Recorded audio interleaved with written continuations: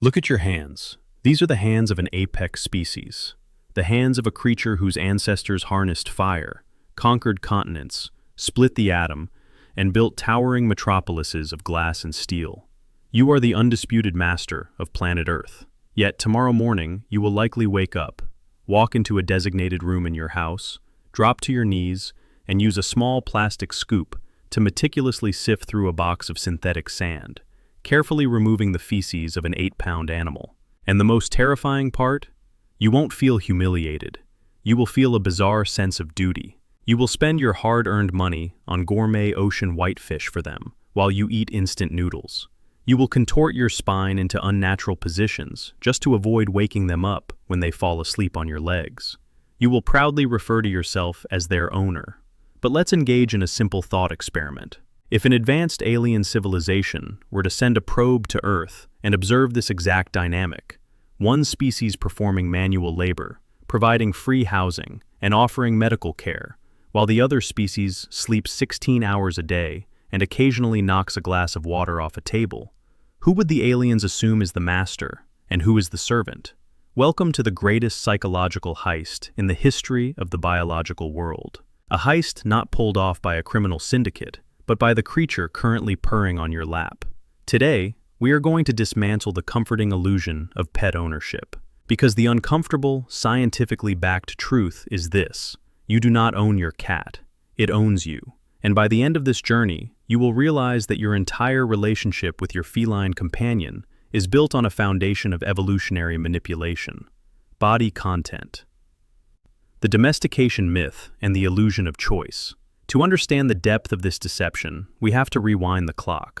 Let's go back roughly 10,000 years to the Fertile Crescent in the Middle East. Humanity was making the most monumental shift in its history. We stopped running. We stopped hunting and gathering. We settled down, invented agriculture, and began to stockpile grain. With grain came the rodents, and with the rodents came the Felis sylvestris libica, the African wildcat.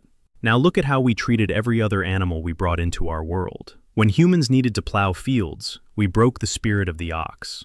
When we needed to travel vast distances, we placed iron bits in the mouths of horses and forced them to carry us. When we needed protection and hunting partners, we took the apex predator of the forest, the wolf, and selectively bred it over millennia, genetically engineering it into the obedient, desperate-to-please modern dog.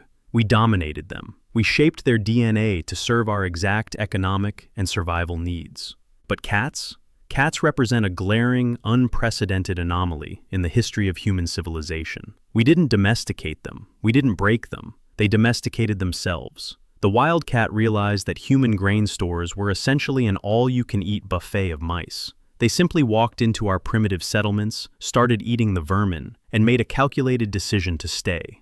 We didn't breed them to be smaller. We didn't breed them to be friendlier. Genetically speaking, the anatomy of the domestic cat sitting in your living room is nearly indistinguishable from the ruthless, solitary predators that stalked the ancient deserts. They are the only animal on Earth that successfully negotiated a roommate agreement with humanity entirely on their own terms. They looked at our booming civilization, our warm fires, and our abundant food, and they thought, this is convenient. But convenience is one thing, complete psychological domination is another. To go from a pest control worker in a barn to a revered deity sleeping on Egyptian silk and eventually on your memory foam mattress required a biological weapon: the acoustic hack and the mammalian brain.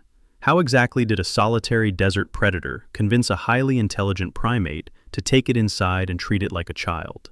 To secure their place in our homes, cats needed to bypass the logical, rational prefrontal cortex of our brains and hack directly into our deepest, most ancient biological instincts. They accomplished this using a highly specialized form of acoustic warfare. You are intimately familiar with the purr, that low, rhythmic, vibrating rumble that makes you feel incredibly relaxed. Most human beings naturally assume that a purr simply means a cat is happy and content. It's their version of a smile, right?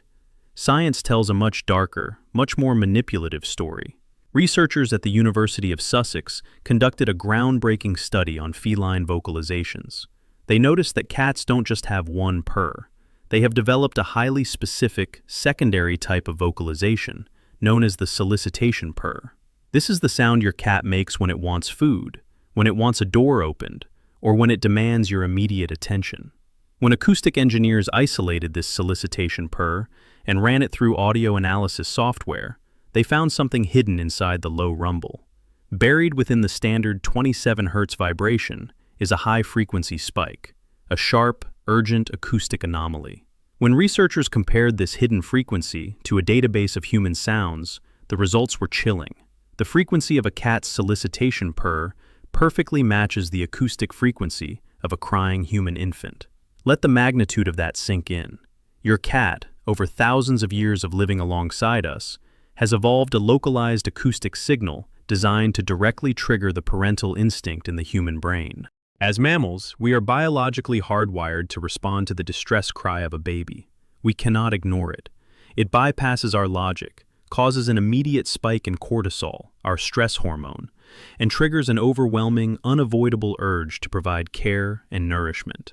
When your cat is pacing around your bed at 5 a.m., making that specific vibrating sound, they are literally broadcasting a distress frequency that your subconscious mind interprets as a starving human infant. You aren't getting out of bed to feed them because they are cute. You are feeding them because your neurology is being actively hijacked. They have found the backdoor password to your maternal and paternal instincts. Chemical warfare and the illusion of affection. But surely the affection is real, isn't it? My cat loves me, you might argue. When I come home from work, they run up to me and aggressively rub their head and body against my legs. That's a hug. That's pure love. Once again, you are projecting human psychology onto an alien operating system.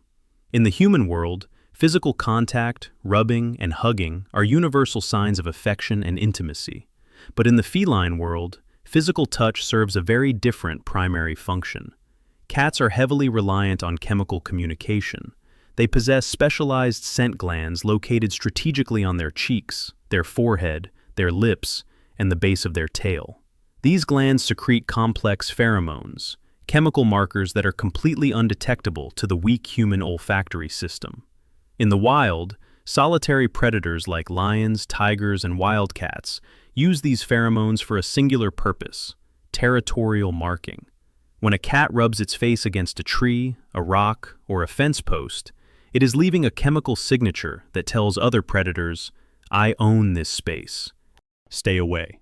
When you walk through the front door and your domestic cat weaves between your legs, aggressively bunting its head against your shins, they are not giving you a welcome home hug. They are claiming you. They are reapplying their chemical signature because the scent of the outside world has masked it. They are essentially pulling out a giant, invisible marker and writing "property of this cat" across your body. You are not their parent. You are not their equal. You are a piece of living, breathing furniture that conveniently possesses opposable thumbs required to open cans of tuna. They love you in the same way you love a particularly comfortable chair or a highly efficient appliance. You are a valuable resource within their territory, and you must be marked as such. The independence paradox and the serial killer inside. This brings us to the true genius of the feline control system, the independence paradox. The reason human beings are so easily manipulated by cats is because we are desperate for their validation. Think about the dynamic with a dog. A dog's love is guaranteed. A dog is biologically desperate for your approval. If you leave a golden retriever in the woods, it will likely panic, starve, or be eaten. Their survival is entirely dependent on human intervention. Because a dog's love is always available, we often take it for granted. Cats do not need you, and you subconsciously know this. Pound for pound, the domestic house cat is one of the most lethal, highly efficient, and evolutionarily perfected killing machines on planet Earth. They have a hunting success rate of around 32%. To put that into perspective, a fully grown Bengal tiger has a success rate of about 5%. A domestic cat is 6 times more deadly than the king of the jungle. If humanity were to disappear tomorrow, your dog would perish. Your cat, however, would shed its cute, cuddly persona in a matter of hours, revert to its wild instincts, and become a hyper-efficient apex predator of the urban ecosystem. They don't stay in your apartment because they have to. They stay because it is calorically efficient. Why spend precious energy stalking birds in the freezing rain when the giant, clumsy human will hand-deliver a bowl of premium salmon pâté on a silver platter. They have successfully outsourced their survival to you, and occasionally, they will remind you of who they really are. When your cat brings a dead, mutilated mouse or a half-alive bird and drops it on your rug, humans often romanticize this. We say, "Oh, they brought me a gift." No. In the wild, mother cats bring dead or injured prey to their kittens to teach them how to hunt.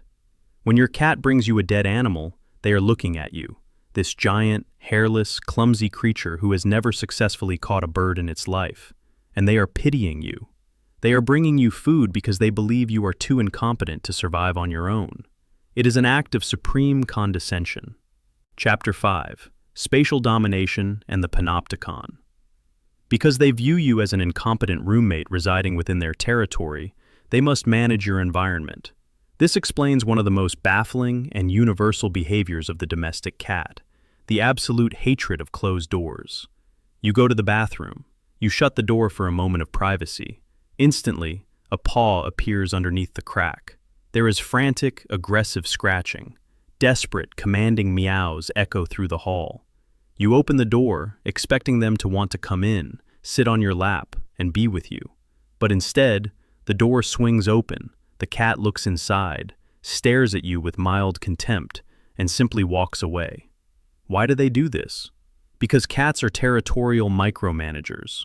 In 18th century philosophy, there is a concept called the panopticon, a prison designed so that the inmates can be observed at all times, without knowing if they are being watched.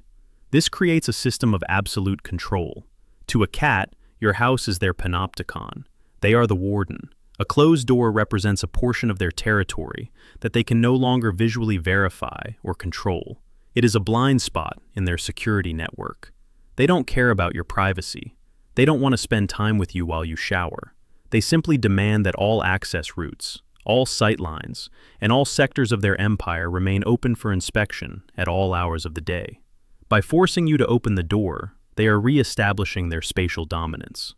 They gave a command, and the giant human obeyed. Chapter 6: The Ultimate Illusion. So, where does that leave us? Let's review the facts. We have invited an apex predator into the most intimate spaces of our lives, an animal that flatly refuses to be trained to do anything it doesn't want to do. Yet, this same animal has successfully trained us to clean its toxic waste, provide it with climate-controlled shelter, and feed it on demand, using scientifically perfected acoustic mind control tactics and chemical manipulation. They don't pay rent. They don't perform labor. They sleep up to 16 hours a day. They knock our belongings off tables just to test gravity and assert dominance. And yet, we adore them. We dedicate massive, unprecedented portions of our global internet bandwidth to sharing videos of them doing absolutely nothing. They won the evolutionary lottery. They conquered humanity without ever raising an army or declaring war. They simply purred, rubbed against our legs, and let our own biological programming do the rest. They are, without a shadow of a doubt, the true masters of your household. You are not an owner. You are an enthusiastically willing hostage. Conclusion and the open loop. But here is the question that should truly keep you awake tonight. Cats are masters of manipulation because they retain their wild instincts. They had the freedom to choose us. They are partners in a remarkably one-sided contract. But what happens when you look at an animal that never had a choice? An animal whose very DNA was violently, systematically reshaped, generation after generation, until its entire existence revolved around worshiping humanity. An animal that was engineered in a biological laboratory of our own making, designed to love us unconditionally, even if that unconditional love is the exact thing destroying them. That is a much darker, much more tragic story of control. And it's exactly what we are going to uncover in Episode 2, the engineered tragedy of the domestic dog. If you want to find out the terrifying truth about man's best friend, and continue exploring who is really in control of this planet, make sure you hit that subscribe button right now. Leave a comment below telling me the strangest, most manipulative way your cat controls your daily life. Until next time, look down at the beautiful, sleeping creature on your lap and ask yourself, who is really in charge?